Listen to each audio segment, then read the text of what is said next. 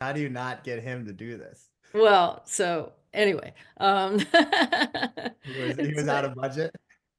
it's a weird family dynamic. You kind of want to be the one. I mean, he is an investor in Tripp, Yeah. so I'm very motivated to be the one family member who tries to make him money Yeah. instead of That makes you needing it. But you're like, oh, you're feeling sick from the VR? Sit in the back seat, Keanu. yeah, Feel yeah.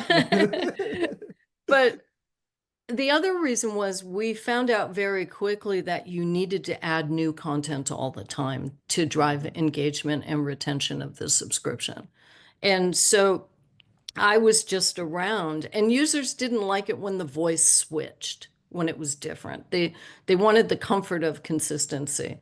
So I would go into the recording studio, and then we added a male voice. So it was our chief business officer, and we'd write the meditations, and we then eventually started hiring writers. And we'd write the meditations, go record 10 of them, sound engineers, studio time. They would have to clean up, all the mouth clicks, room tone normalization, because when you're in an immersive environment, you can really hear any variance in the differences of the quality, and it was surprisingly difficult to control. And then we did some special effects processing when we'd bring it into Unity and kind of spatialize it a little bit so it sounded like it was coming from another dimension. And it was quite a grind. And GPT-2 had come out, and I tried to generate the writing of meditation with it. And this was maybe about 4.5 years ago. And it was nonsense. And I kept trying to write it like I'm a 7-year-old. And it just could not, it was not logical. It was nonsense. And but I knew one day it was going to show up.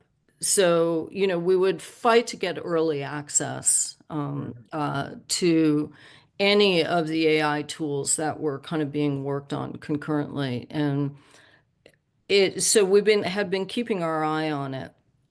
Uh, As you were. Eventually, when GPT-3 came out, we Mhm. suddenly realized, oh, this is very useful. And we started using it to write with a one person writing. So that eliminated the need to hire writers.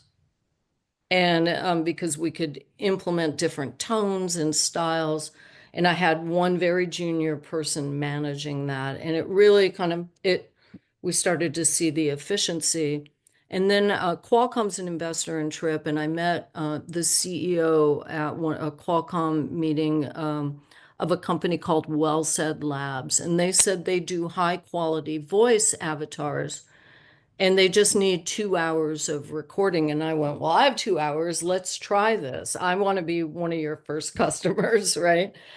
Because it would improve the quality of my life as a CEO to not have to go into the Mhm. studio and do this. And this young woman who was the meditation manager, she project managed the delivery of that voice avatar, really giving them feedback on the quality. We had a certain cadence and way of speaking that really seemed to connect to people in more of a neutral way. Mhm. That seemed much more effective, I think, than a lot of the other meditation apps out there.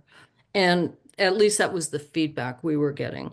And they were able to replicate that with the AI. And we launched it. And we were very nervous that people would be able to detect the difference between real Nanea and AI Nanea. So we started kind of cycling it in and layering it in. Um, and then when we realized that there was no dropout, and in fact, there was even an increase in the connection to the voice, which I thought was Mhm. really interesting. Mhm. Because all the quality issues were gone. We didn't have to, there were no mouth clicks. The room tone was a setting, the processing was a setting.